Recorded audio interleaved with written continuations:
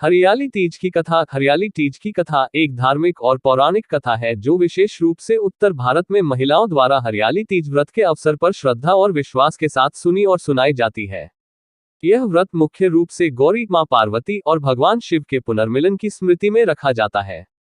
हरियाली तीज की कथा बहुत समय पहले की बात है। पर्वतराज हिमालय की पुत्री मां पार्वती ने भगवान शिव को अपने पति रूप में पाने के लिए कठोर तपस्या की।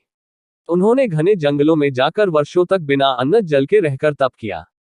पार्वती जी के इस कठोर तप से प्रसन्न होकर देवताओं ने भगवान शिव से उनकी तपस्या के बारे में बताया।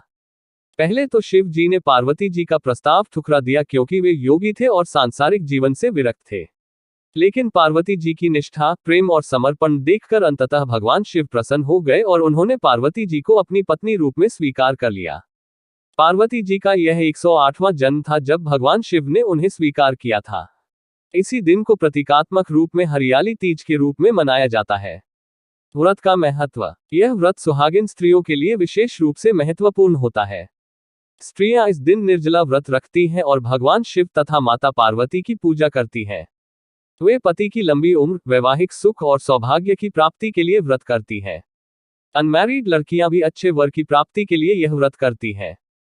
हरियाली तीज की परंपराएं। महिलाएं हरी चूड़ियां, हरी साड़ी और मेहंदी लगाकर श्रृंगार करती हैं। झूला झूलना, लोकगीत गाना और सावन के गीत गाना इस त्योहार का हिस्सा है। पारंपरिक पकवान जैसे घेवर, फेनी और खीर बनते हैं।